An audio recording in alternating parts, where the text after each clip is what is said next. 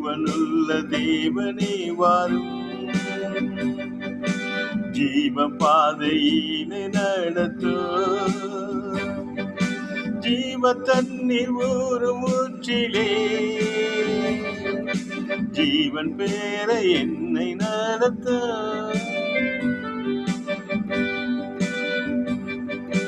ஜீவனுள்ள தேவனே வாரும்,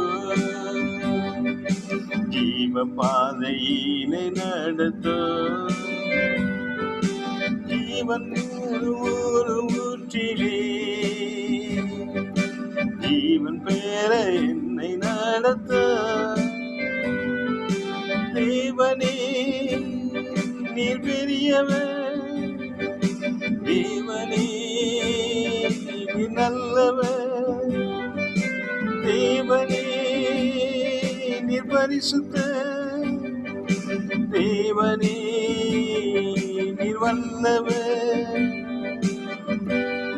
ஜீவன் தண்ணீரை தருகிற எங்கள் கர்த்தர் நேற்றும் இன்றும் என்றும் மாறாத சர்வவல்லமை என்ற தேவன். சங்கீதம் 27 தொடர்ந்து வாசிக்கிற பொழுது அவருடைய சமூகத்திலே காத்திருக்கிற மக்களுக்கு விரோதமாய் யாரும் நிலைநிற்க முடியாது. தேவன் ஜெயத்தை கட்டளையிடுகிறவராக இருக்கிறார். அவர் விடுதலையின் தேவனாக இருக்கிறார். அவர் நம்பி இருக்கிற பிள்ளைகளுக்கு அடைக்கல பட்டணமாக இருக்கிறார். தீங்கு நாளில் அவர் நம்மை கூடார மரத்திலே வைத்து,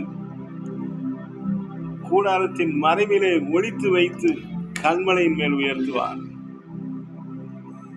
கர்த்தரை நம்பியிருக்கிற பிள்ளைகளுக்கு வருகிற போராட்டங்கள் மத்தியிலே கர்த்தர் என்ன செய்கிறார்? தம்முடைய உள்ளங்கையில் அவர்களை மறைக்கிறார். தன்னுடைய ஆணி வாய்ந்த கரங்களின் பாதுகாப்பிலே அவர் கொஞ்ச நாள் ஒளித்து வைத்து பின்பு அவருடைய தலையை கண்மலையின் மேல் உயர்த்தி பிரகாசிக்க பண்ணுகிற தேவனாக இருக்கிறார். நாம் மலையின் மேல் இருக்கிற பட்டணமாக இருக்கிறோம். நாம் மறைந்திருக்க வேண்டியது இல்லை.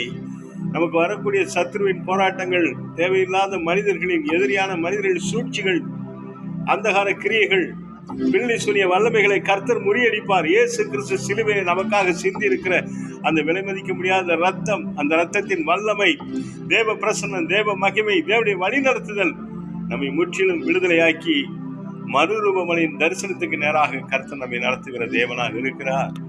கர்த்தரை நம்பி இருக்கிற நாம் ஒருபோதும் வெட்கப்பட்டு போவதில்லை. எந்த நெருக்கடி நம்மை மேற்கொள்வதில்லை.